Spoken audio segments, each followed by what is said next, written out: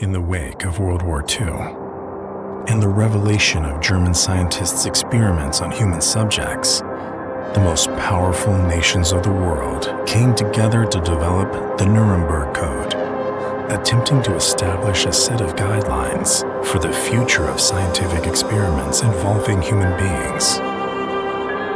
Soon after the establishment of the code, the United States and the Soviet Union became entangled in a bitter Cold War, with both nations attempting to prove their political and military dominance over each other. A heated arms race quickly ensued, and once again the boundaries of human ethics were pushed further towards the abyss. As the Soviet Union began to dissolve in the late 1980s, the Soviet Army embraced a desperate plan of action and embarked on a monstrous new weapons program. Shadow Project.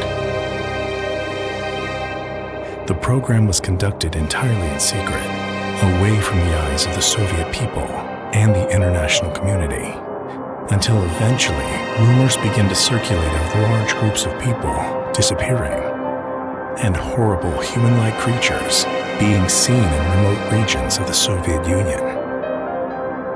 Following a credible report from a Soviet defector in May of 1990, the United States sent a small team from the CIA Special Operations Group to Neobyki Forest in Belarus to investigate claims that the Soviets were conducting horrific experiments.